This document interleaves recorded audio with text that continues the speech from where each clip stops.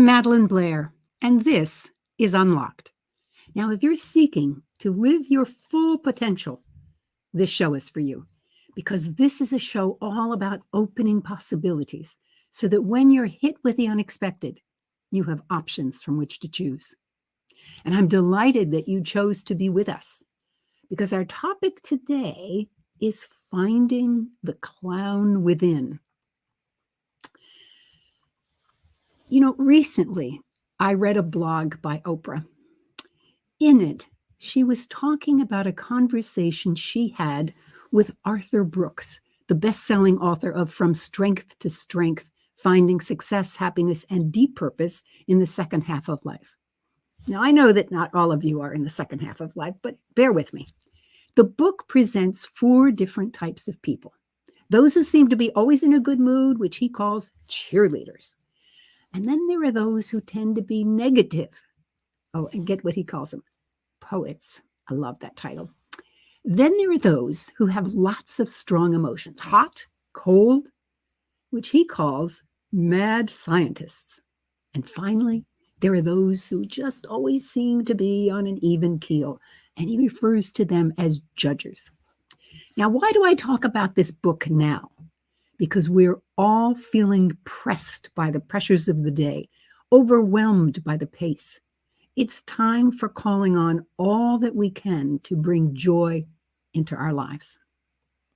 So regardless of where you fall, Brooks suggests that considering ways to, get this, reduce your unhappiness might be useful. Even if you're a cheerleader. I thought this was a very interesting way to reframe situations that are not particularly pleasant. One of his reviewers said, "I love the research and insights that helps us get from strength to strength and grab all the joy we can along the way." And another reviewer said it was a good read for those at a crossroads. And I think some of you probably are at a crossroads. Today, however, we're going to look at yet another way to reduce our unhappiness, increase our happiness, and grab some joy along the way. Regardless of our age or situation, I'm going to be asking my guest about what it means to find the clown within. Can it really help us be less unhappy, more joyful? We're going to take a short break while you think about what piques your curiosity about this subject. So stay tuned.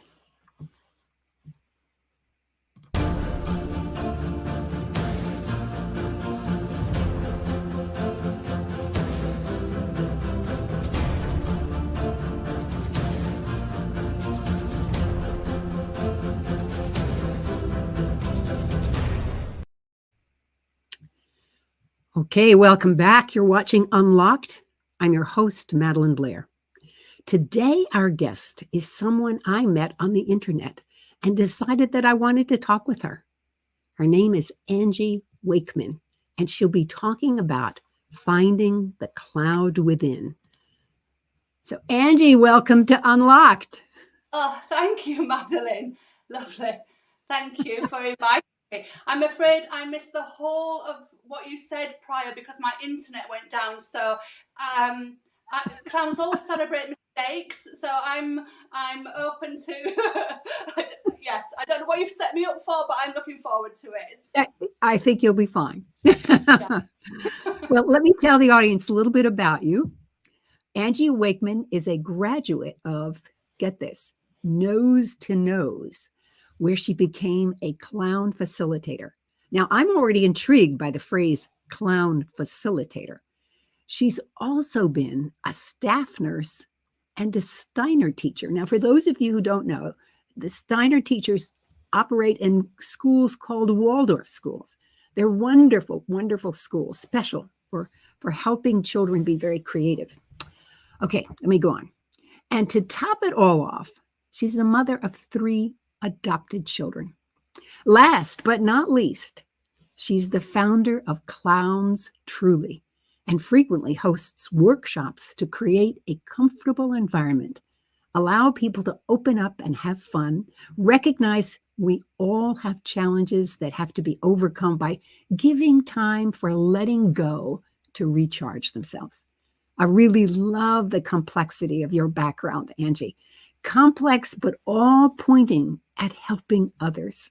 And I also love your emphasis on the importance of embracing a childlike playfulness in order to be more happy and less unhappy in daily life. And as you say, play connects us to our shared humanity, and that comes at such a relief. So, are you ready, Angie? I am. Oh, wonderful, wonderful. Well, I always like to ask my guests to begin sort of saying something about what will help them understand more about you as a person. But I think that I hope within that you're going to talk about the time in your life when you realized that clowning was your path.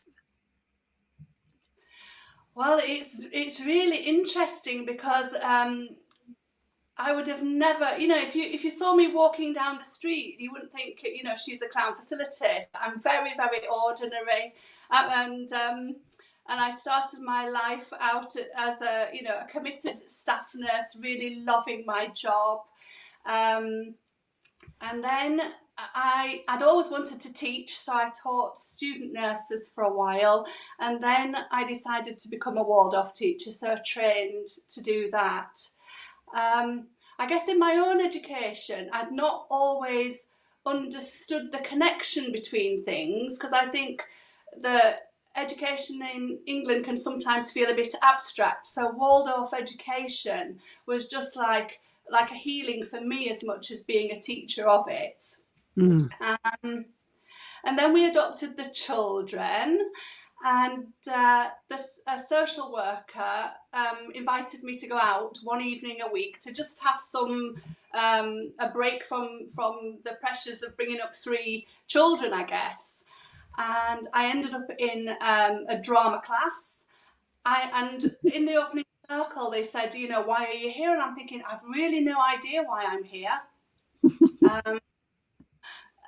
And again, that comes back to clowning, that being able to admit when we don't know something. And then towards the end I didn't get on with drama for a start. I really didn't get on with acting. And then the final 3 weeks, we had a clowning teacher. And I want to just describe the exercise she gave me that just changed everything. And so she had this little box, and she opened it and there were red noses in it. And she said, I'd like a volunteer.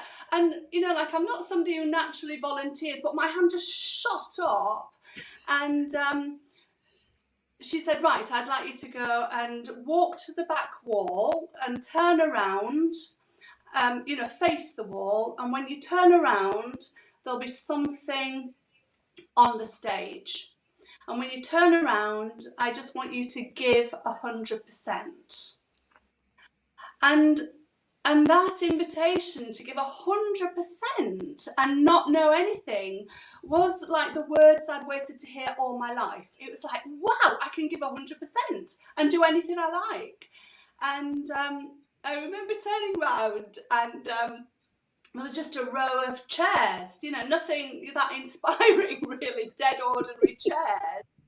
And before I knew it, I was a conductor of the train. I was selling tickets to imaginary passengers. I was singing. Somebody Angie, died on the you train. have just cut out.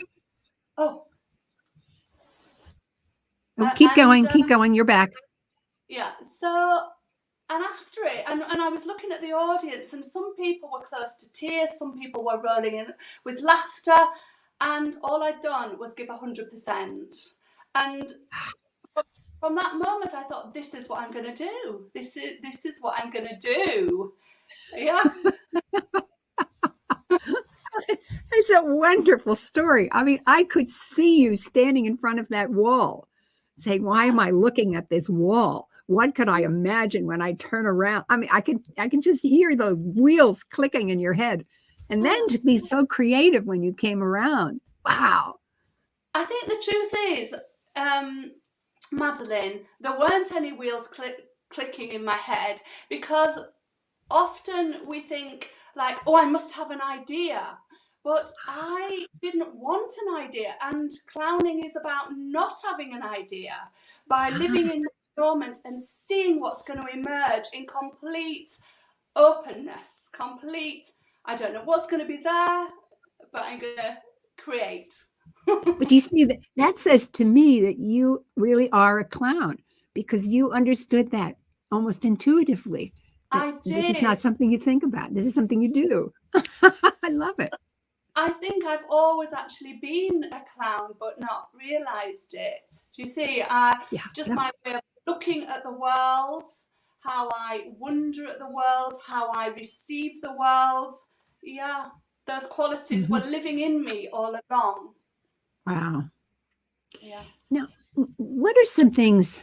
Well, maybe you should talk a little bit more about clowning, and I think you've been describing what it means to you. But I know that there are some I'll call it rules, structure. There's maybe concepts. So tell us a little bit about clowning. Yeah.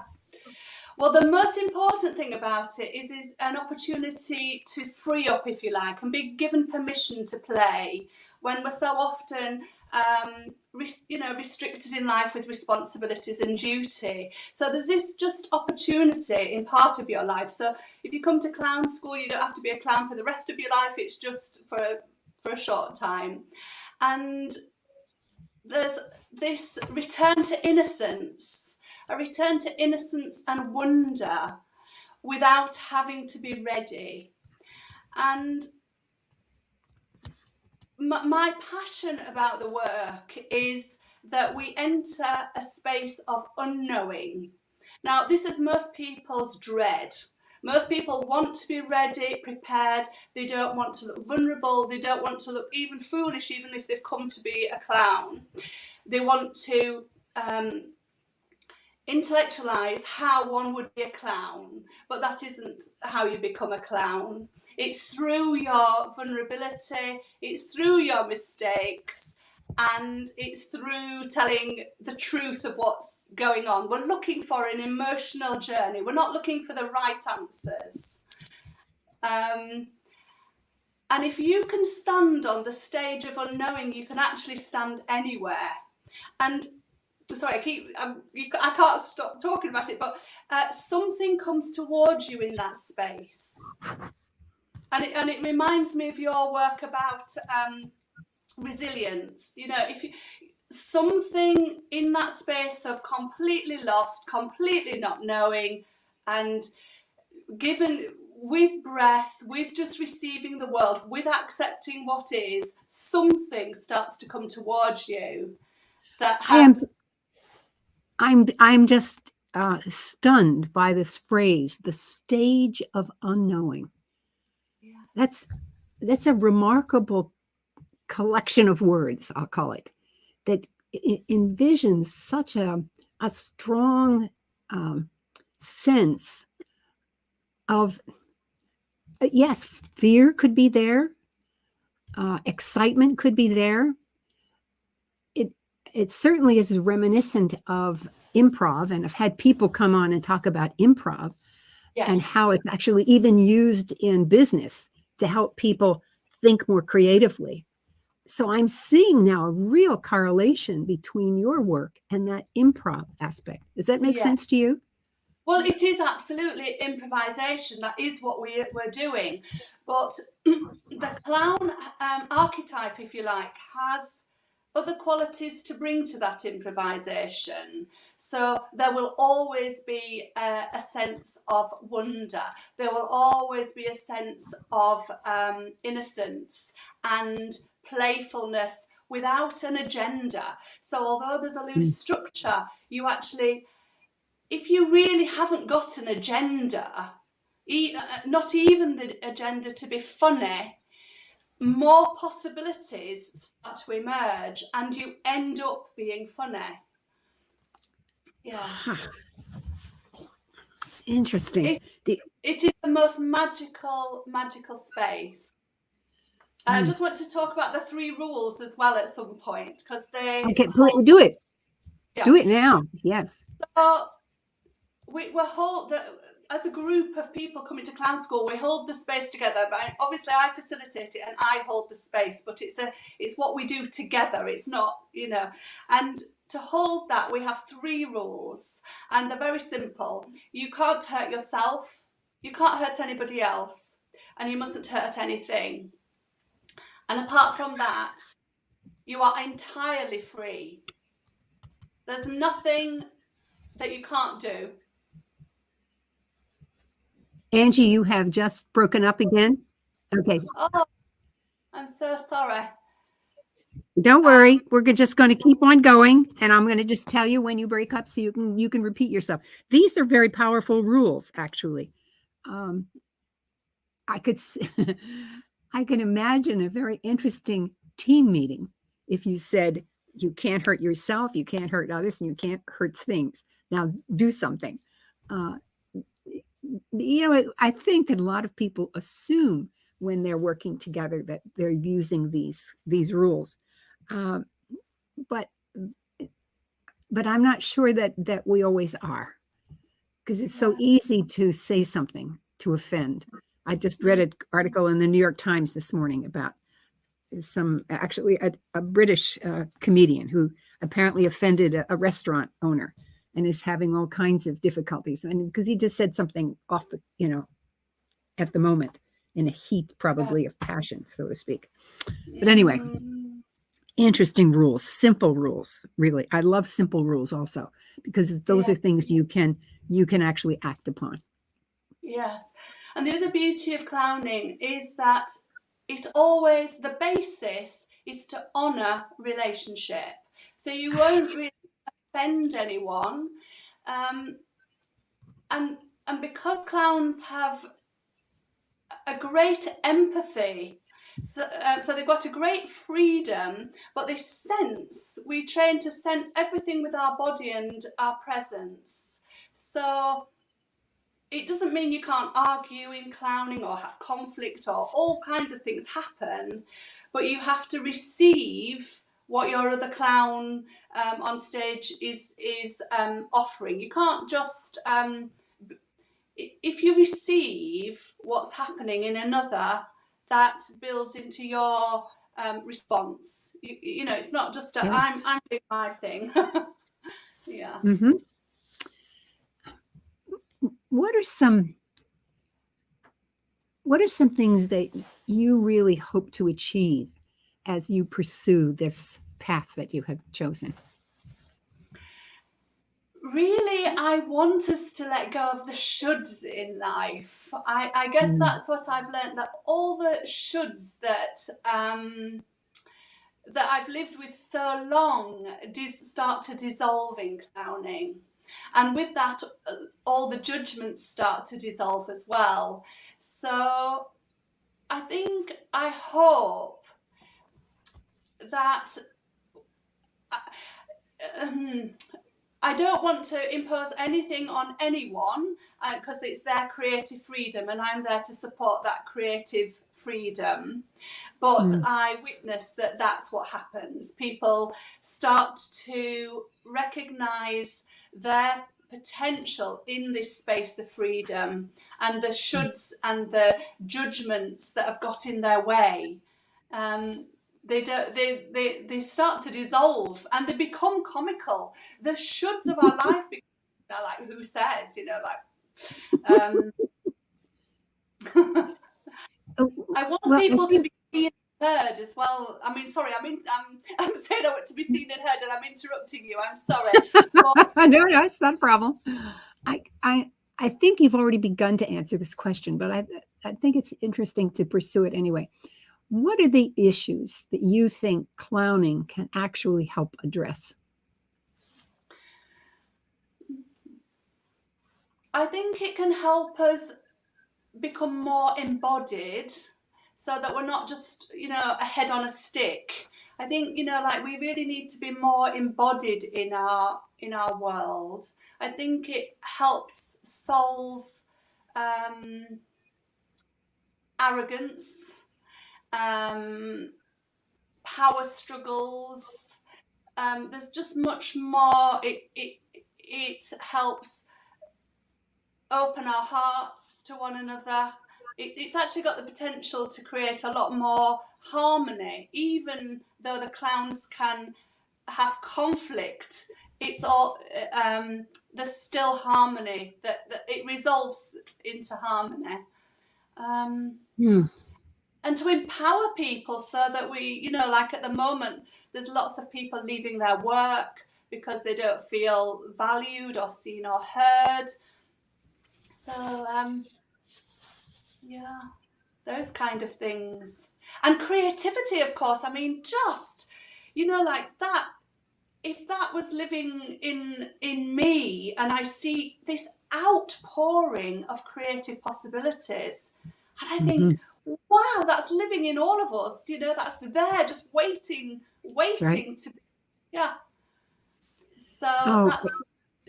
I love that. I love that particular phrase, that aspect, because creativity is something that there is no one who doesn't want to enhance creativity in their own lives and hopefully in others as well, because we're faced with so many unexpected and sometimes expected challenges, and you have to create the solution for it.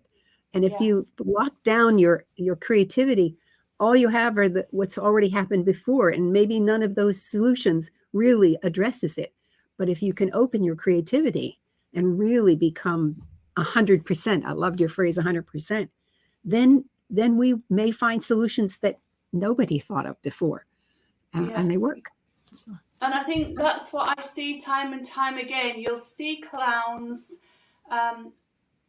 So the examples I'll give you are something that you have lived as your clown, so you know that there are more possibilities. And then you can transfer that knowing into your work or your home. So clowns will often get stuck. So they get stuck, and they don't mind being stuck. It's quite. They're playing, so they really are stuck. But at any point they can unstick because it's just a game.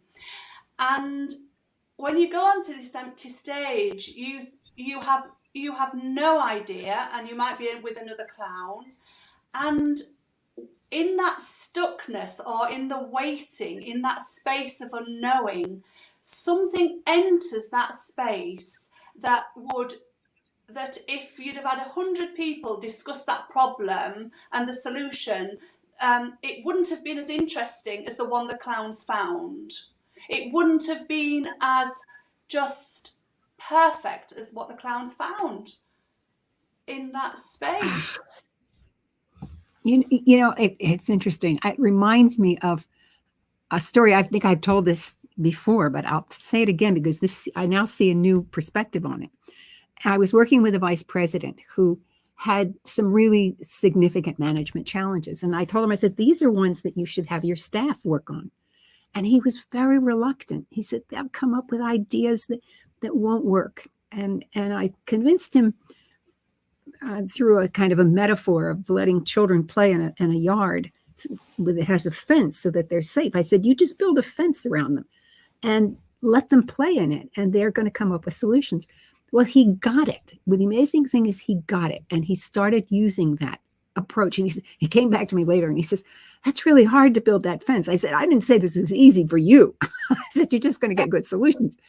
And it turned out, indeed, that's what happened. And he was able to use in the future that kind of approach to solve really difficult management problems to success. So it's sounding very much where you create a stage of unknowing where people can really play safely. I love that aspect also. I know that you work a lot with individuals and with groups. I wonder if you could talk a little bit about those experiences and describe it in detail if you want, because I'm really curious. Do you work with 6 people? Do you work with 20 people? Do you work with 3? And how long do you work with them? And what are some things you've seen? Well, I have worked with as little as 3 people. and I've worked with groups of over 20.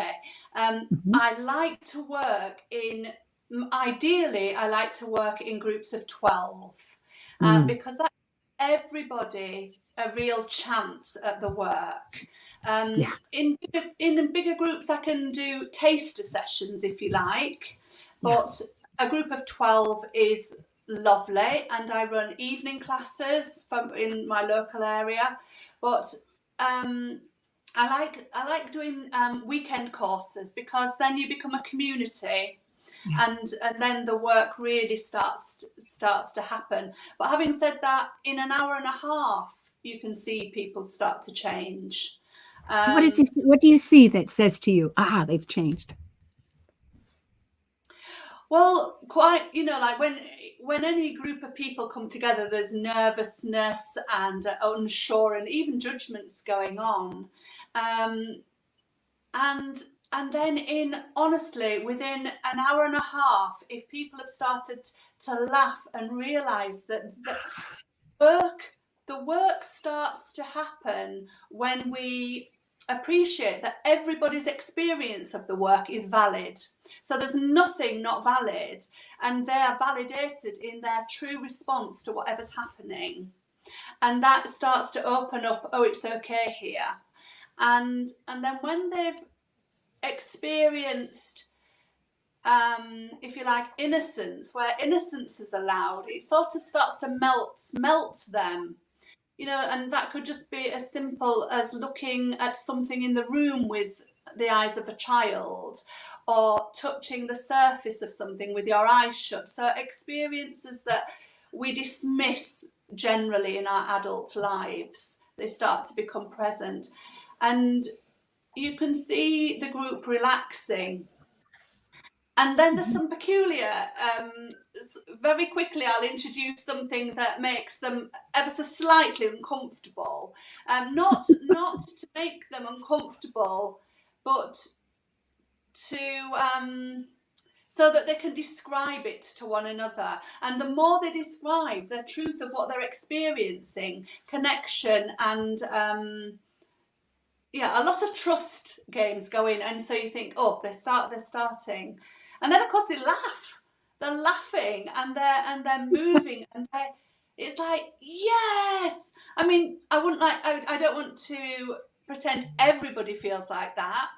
I want to admit that there are some people who are still timid, but we celebrate that. We celebrate every emotion you can have.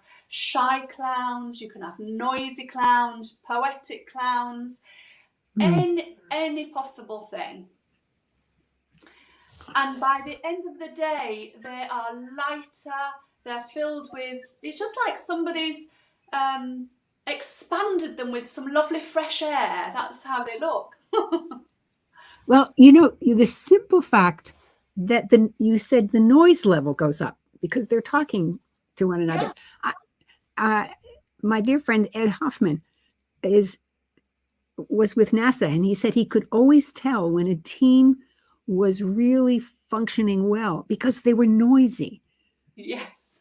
They were Yes. noisy. And what you described, I said, yeah, you have allowed them to just simply relax. They're probably their whole bodies are beginning to relax. And so they began to open their minds a little bit. I think that's marvelous and could be extremely valuable. Have you ever done this in a company setting? And if not, how would you do it? Angie, I think your internet is giving us a time, but I'm not going to worry about that. I'm just going to keep talking until you come back to us. This happens in international connections sometimes, and so we're going to be tolerant and accepting, because I'm thinking about situations in companies where it really would be valuable to bring people to a place where they could relax. There she is again. You've Sorry. come back to us. Well, I was just telling them that when I've worked with organizations, there are times when there is a tension.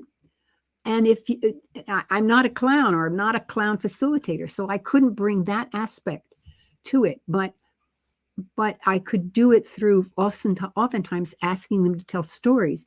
And suddenly, when they step inside their story, a personal story, a lot of their tension goes away because they're in the presence of their story. And it begins to build the kind of connections that you were talking about. Angie, it looks like you're frozen again. Madelyn, I'm really sorry, but I'm not the picture of yourself has frozen, and Yep, I yep, haven't but I can heard hear all your of what voice. you've asked me, I'm afraid.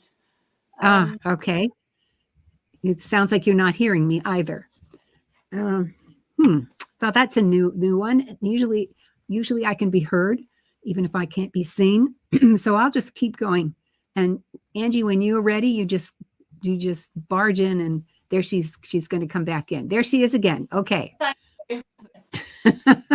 Sorry about that. Now listen. We celebrate problems. I hope Absolutely. Listen, I told them that this happens when we have international calls occasionally, and that's allowed. Yes, it is, and to be celebrated. That's right. Well, not quite.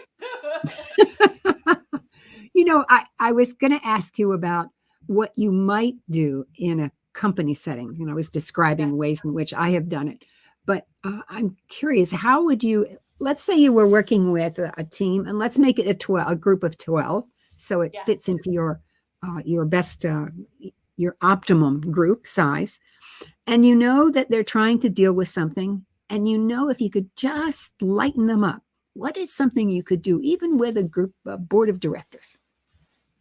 Well, I'd really love to work with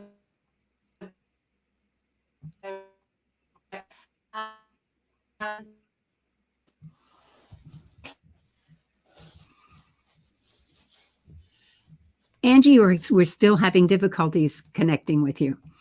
You see try me again. now? Yes, I can hear you. Right. Just get right into it. Yes. It's important that we know why they've come and what they're wanting out, as in, I don't like people to have been forced to come. I like them to want to come. So there must have been something that they were intrigued about.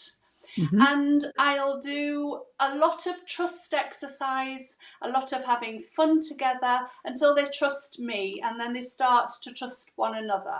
They really have to be given, they have to feel trust, and then they have to be given permission. And as soon as they're given... Tell me an exercise you use that helps build their trust. Now, you described one, but earlier. Yeah. Well, I mean, I'm sure this is used in many places where you find a friend or a partner, and one of you shuts your eyes, and the other one just is guided by their hand and moved around the room, and that just takes time, and their eyes are shut, and it only lasts a couple of minutes, and then they come back, feedback, and then they change over, and that's one exercise. But the trust comes in not giving them very big jumps of expectations. So the work builds very, very gradually. You can't just shove somebody on an empty stage without a lot of preparatory work ahead of time. Yeah. And I think it's that so I also do a ball game, not as a juggler, where the game isn't just about throwing. I won't go into it, but mistakes start to happen very quickly. So I get into a game where we are actually given permission to laugh at one another's mistakes, and that becomes the game. We're not laughing at the person, but we're enjoying ourselves. So I'll have them in a very quick time. They realise that they don't have to catch perfectly, and they don't have to get it right. And then we just build up from there. Yeah. Oh, I like this, because what you did in the ball exercises, you shifted the objective. The objective was not to catch the ball. The objective was to have fun. And you've made that, allowed them make that extension, that shift in their own minds. Well, I'm curious. Can we demonstrate something that you could do with a group? I mean, I'm often asked my guests if they would please demonstrate something. So I'm game. How's that? I'm here freely of my own free will. I'm excited. So we haven't got the space to be able to do very much because of our camera restrictions. But one of the guiding principles in clowning is to say yes to propositions. Okay. And I've never ever worked in such a confined space to say yes to propositions, so it's a wonderful opportunity for me too. So whatever I say, Madelyn, the answer is yes, let's. No matter what it is, it's yes, let's. Okay. Unless it's a very big no, but there's another story. So let's come much, much closer to the camera and have a really, really good look at one another. Great. And now let's pretend we're bunny rabbits. Yes, let's. Yes, let's. Yes. And now let's swim. Oh, Madelyn, let's put a hat on. Let's put a hat on. Yes, because this shows that we're playing. Let's put our hats on. Yes. Ah, this shows we're playing. I like this. Okay. Playing. Right. Let's smoke our phones.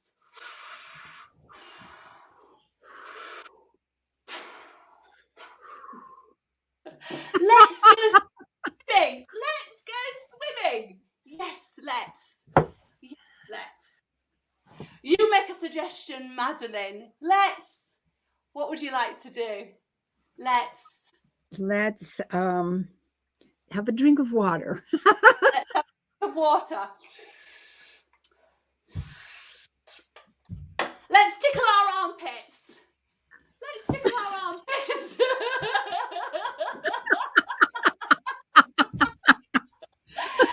Let's blow kisses. Let's blow kisses. Let's do roly-polies with our arms. Yes, let's. Let me hear you say yes, let's. Yes, let's. Well, I keep forgetting to say that. Yes, let's. Let's pretend we're pushing something really heavy up. Yes, let's. Ooh, yes, ooh, ooh. Oh, my Pilates instructor would love this. Let's pretend we're lettuces. Let's pretend we're lettuces. So let's. A lettuce. How do I be a lettuce? Exactly, that's it.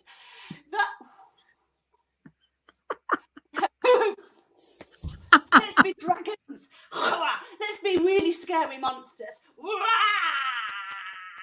Yeah, go for it, Madelyn. Yeah.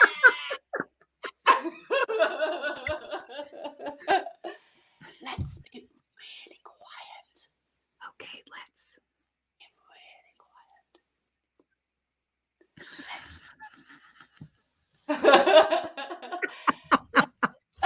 Let's be very serious. Let's be very serious.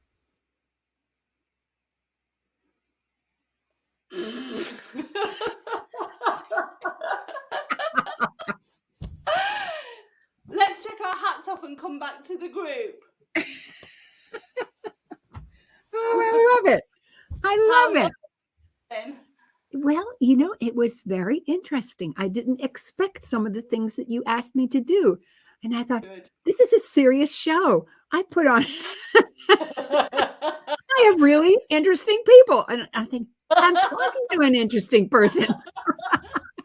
And she's making me do crazy things. But I can see and feel. I was feeling the joy of it. I mean, it was fun to be even a rabbit. And I even went around my mom eating my clover. Yes, it changed. It feels better. And so thank you for that. And the clowning moment was when you said, how do you be a lettuce? Like the clowns speak the truth of underneath. I think this is what's really great for business.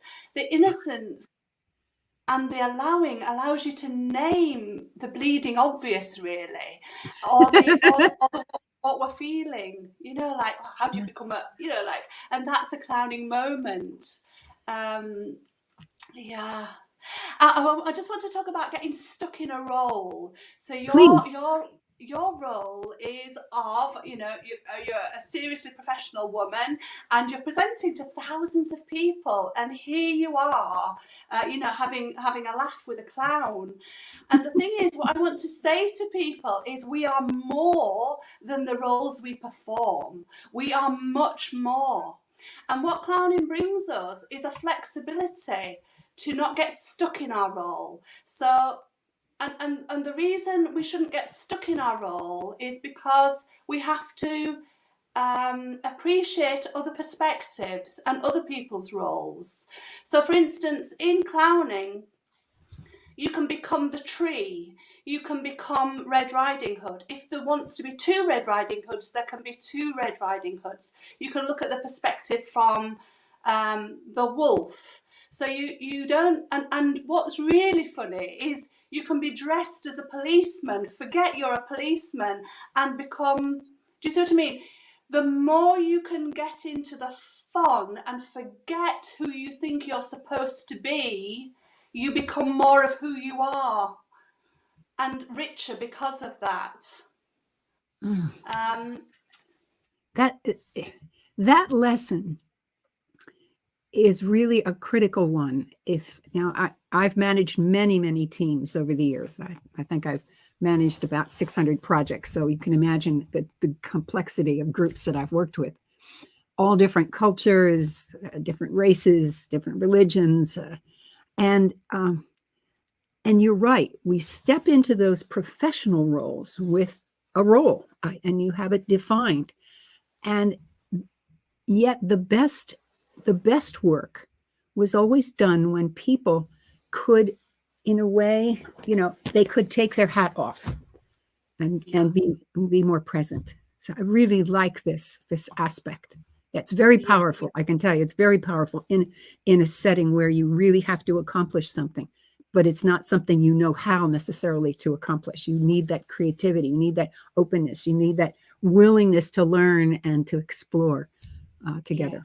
Yeah, definitely. So what are you learning from your work? I am learning to dissolve myself, which is a lovely feeling. So I no longer carry an image of myself. I just am, and I don't mind. I don't mind the judgments that people make of me, because I'm free, if you like. I am free. So it doesn't matter what people think of me.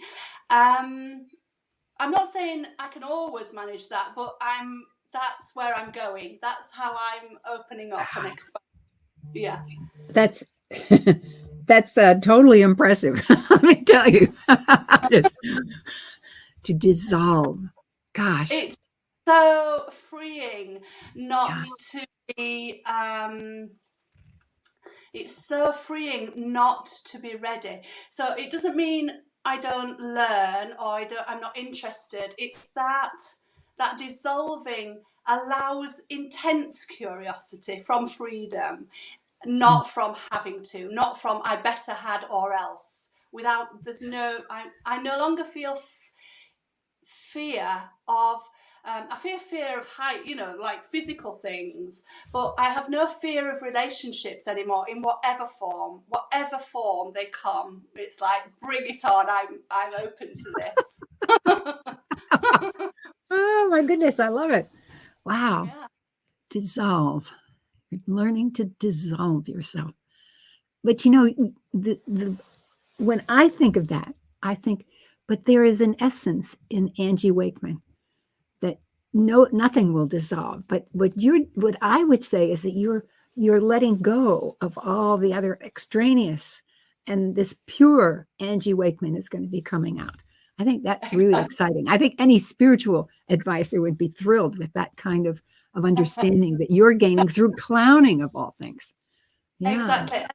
It's really lovely you say that, Madelyn, because I always feel I feel as though I want to be completely transparent.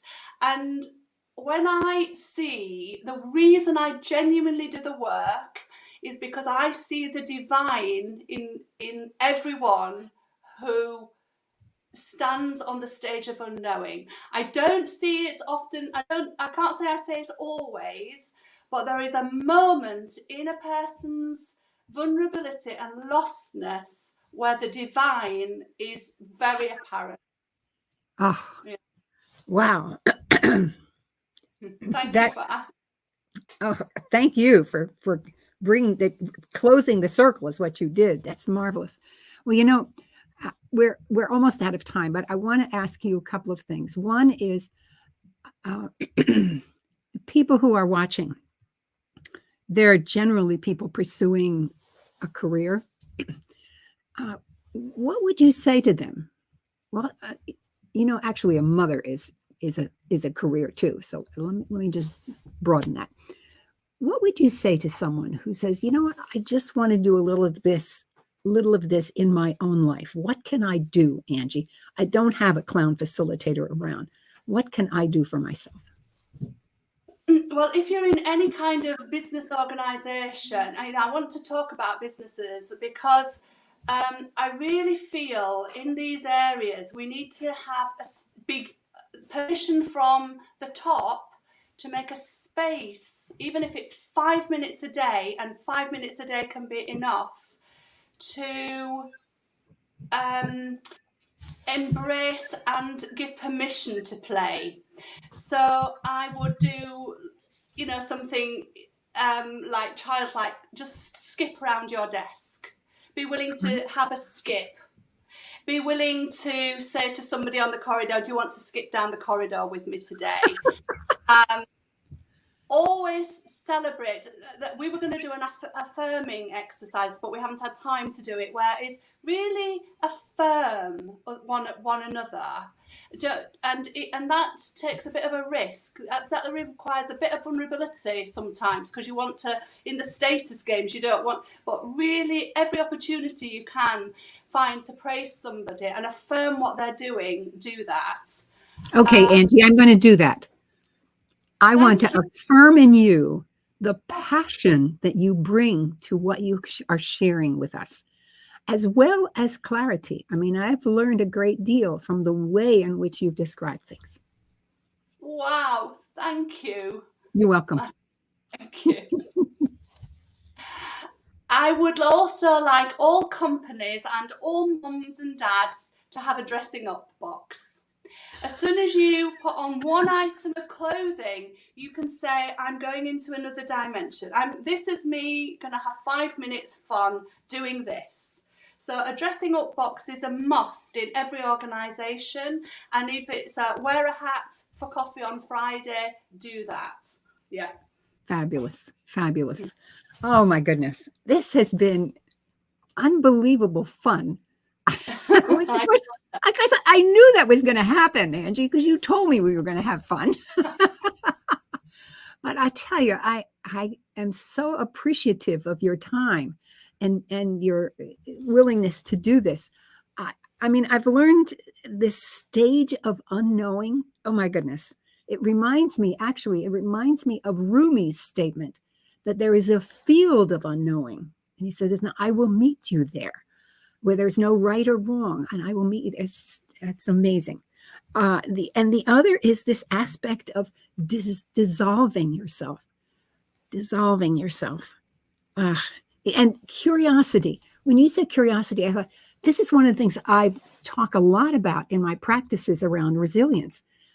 Highly resilient people are curious. They are insatiably curious. They're asking questions of everything, which oftentimes, I don't know about in the British culture, but in the American culture, we tend to shut that down. You can't ask questions right now because we're busy, or we don't have time, or I don't want to answer, or you've got an agenda. And yet our questions are to me, a question is the way in which we learn. I mean, I'm curious about this. So ask the question and then you can learn something. So you've brought so many things to me. So, and even if it's just reinforcing what I've been talking about, in fact, I think that's even better. So I wonder if you have some final words you want to say to our audience. Well, I really hope you'll come and do a clowning course with me. I've got one in Norwich coming up in early November for a weekend. I'd be delighted if you could join me. I'd love you to read my website and join my mailing list. Should I give the website now? Please do. No, do it now. Yes. So it's clowns-truly.com. Anything I've shared that you've implemented, I'd really love you to email me and let me know your experiences. And how do they email you? What's your email? What's your email? It's angie.wakeman@hotmail.co.uk. I hope I don't get loads of junk mail now, Madelyn. No, I don't think so. And I want to sort of give two things that I really want you to carry in your life, not as which is in all aspects of your life. I'd like you to ask, where is my freedom, and am I having a good time? And those are vital questions. So when I came onto your show today, Madelyn, I thought, right, where I'm going to have a good time. I knew that, and I felt free completely throughout it. Good. Thank you. That was my objective. Fabulous, fabulous. Well, once again, I am just so thankful that you have been with us today, Angie. And I'm going to put you off camera now so I can just do some closing things. So see you shortly. Wow, that was so much fun, and it's and I will tell you why. For me, it's a kind of it's a bittersweet fun. I had a colleague that I worked with for many years, and his name was Robert Kleinmeyer. He and I did many events together, and I always asked him to do something funny during the event. I mean, he knew the materials as well as I did, but he also had a real talent for bringing out the funny and joyful things that I like to say were sitting in the corners of the room when we were working together. He had the ability to bring them out so that everyone laughed and opened up. And when people open up, they learn and think more creatively. They actually become more resilient in that state as well. I knew the funny and joyful things were there, but having grown up in a very serious family, I didn't know how to wake them up. He did. And when he died, I was very sad that I would no longer be able to work with him again, but also that I knew I would laugh a lot less. Today, I'm beginning to see how I can develop my skills in waking up my own clown and maybe bring more joy to others. If you have ever felt that clowning around was wasted time, I hope that now you see the genuine value in taking time for things that release our seriousness in life so that we can face the truly serious moments. Angie has given me a real push to do this more in my life. I just love the idea of skipping around my desk. Well, I hope it does for you as well. And I hope you enjoyed this episode of Unlocked. If you have, make a comment in social media about what you learned and might do differently as a result. And if you're on YouTube or LinkedIn, click the like button. Better yet, subscribe or follow me. And check out my book, Unlocked, on Amazon for practices that actually work. If you have a question about today's program, email them to me at Madelyn@madelynblair.com. And don't forget Angie's website, clowns-truly.com. Thank you so much for joining this segment of Unlocked. I'm Madelyn Blair, wishing you infinite possibilities as you unlock your resilience.